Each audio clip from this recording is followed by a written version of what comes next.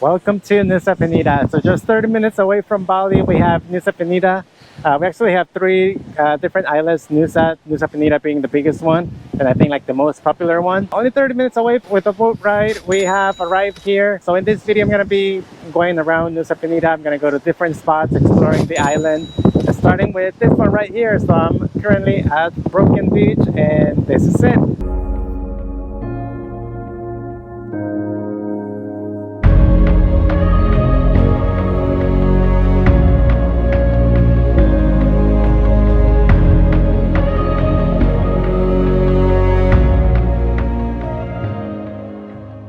So this right here is actually like a big swimming pool. They can actually go down there. They actually have some stairs right there where you can go down. But the only problem is that the sea is pretty rough right now. So if you can just imagine being down there and then the sea, the waves crashing into that area, what's going to happen is you're going to be pushed towards the rocks. You might hit your head, or even worse, they can swallow you back into the ocean, where it's going to be pretty hard for you to get out. For example, right there. Now imagine if you were down there swimming, and just like that, it can get actually really worse. I saw early how it was like all the way to this side, pretty bad. All right, up to the next point now. And only 5 minutes away, we have our next stop here. I think I got it wrong, and I said that the other one was Broken Beach. It's actually called Angel's Billabong. Even though it is a beach, there's no access, no way to get down, but it's actually a pretty nice beach right here.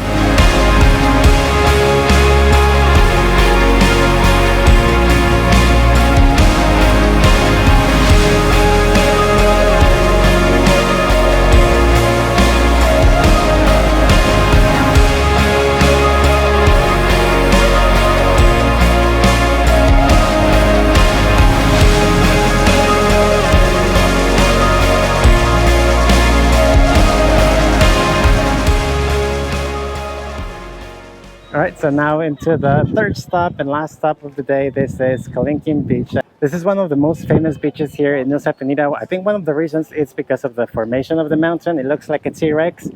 Let me know in the comments if you can see the T-Rex. Also, the other thing that's pretty famous is because going down, it's pretty hard, it's pretty steep from what people have been saying. I actually have been here in 2018, and I did went down all the way down. And I don't think, at least for me, I don't think it was really that hard. But I mean, what makes it really hard is the sun. It's pretty sunny. And then once you get down there, one of the downsides is that you cannot really go into the beach because the waves are really huge. So you have the risk of the waves dragging you back into the ocean.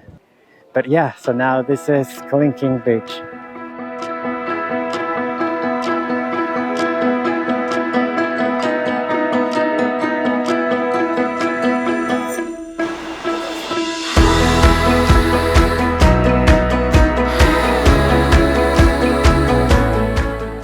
The time to go down has come now. I'm gonna go all the way down. I see people coming up here, and their facial expression is like they're dying already. But yeah, actually this place has changed a lot. Since I came from 2018, these steps that we see here now of concrete, it used to be just dirt, and then also the handrails, it's wood. But before then, it used to be just like some bamboo sticks together. So it has changed a lot in the past 5 years. The other thing that they're working on that I read is that they're actually planning on building a lift. A lift is going to take you all the way down to the beach area, which a lot of people are opposed to it. And I think I'm one of them, because, you know, they're messing up with the landscape here. And I always believe that going down to a place that's like really worth it, really beautiful, you really have to work for it. And this is one of the places.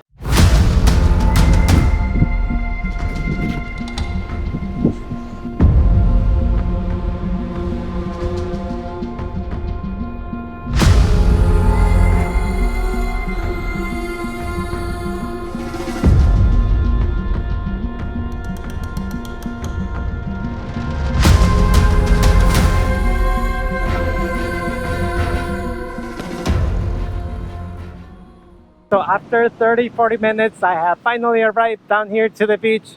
It took longer than expected. I actually thought it was going to be less, but it did take some time to get down. So now that I'm down here, I'm going to go get down in the beach, up to the safe zone, and take advantage of this great weather, although it's pretty hot.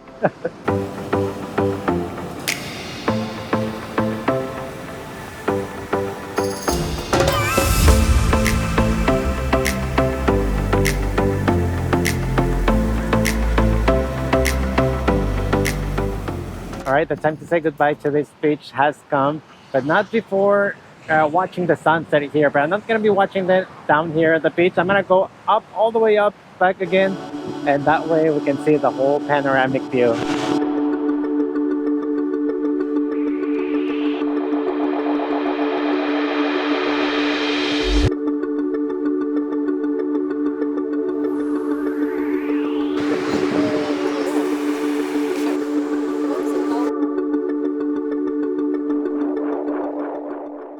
So one of the recommendations that I have here is actually getting here like around maybe like 1 p.m. Get something to eat, white water, snacks, and then make your way all the way down. And then after that, being there like for a couple of hours until I want to say until 4:35. After that time, you can start heading back up. One of the advantage of that is that once you're starting to go up, you're gonna notice that it's not gonna be as hot as it was when you were going down, so it's gonna be a big plus when you're coming up. The other one is once you get up here for to watch sunset, there's gonna be a lot less people, and you're gonna have plenty of opportunities to take your photos. And with this, we end the day number 1.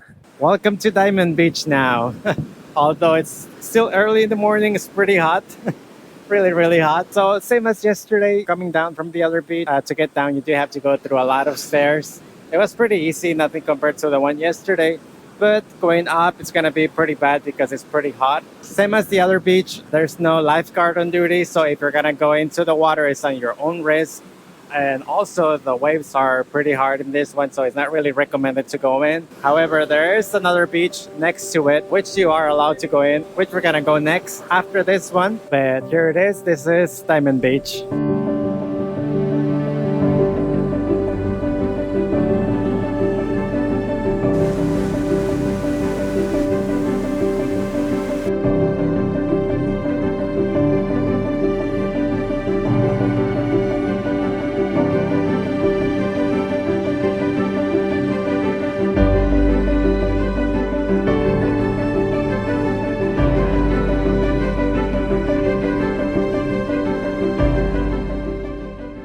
Second stop, Atuh Beach, which is connected from Diamond Beach. All you have to do is go on the other side and go down some steps, which is a lot easier than the other one. So this is Atuh Beach.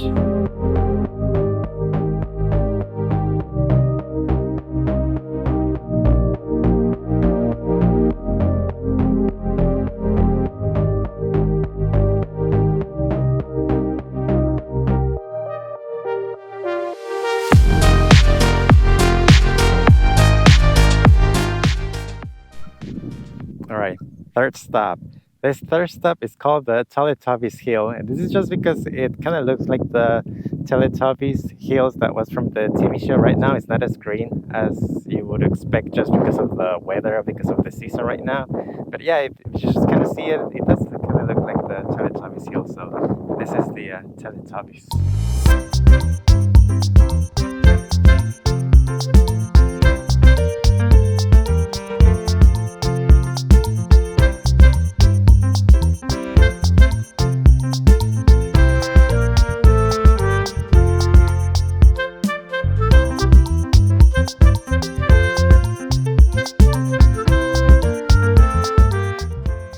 Fourth and last stop for today, this is called Manta Point. So this is pretty much just a viewpoint where we can observe manta rays.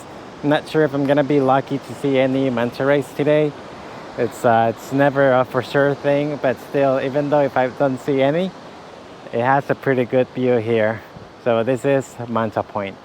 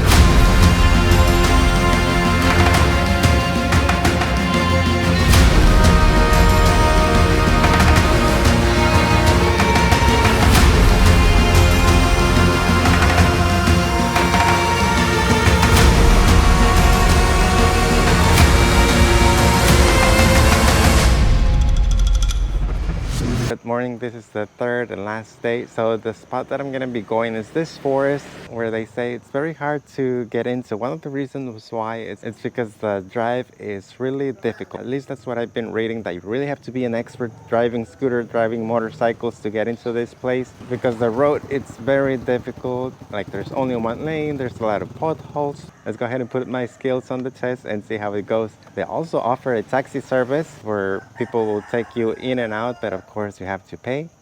But let's go ahead and test and see how it goes.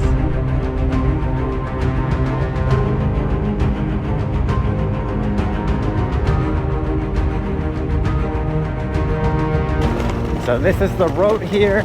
So right before entering, there was someone there who stopped me and said like, hey, the road is really difficult, so it's only one lane, be careful. And I was like, oh yeah, like I read about it. And then he said, yeah, so go slow. I was like, yeah, thank you. So even for the locals, this is they consider this being hard. So let's see how it goes. So one of the things here that you gotta be careful here is with the brakes, not to overuse them, not to overheat them. But yeah, I'll be quiet and just concentrate instead.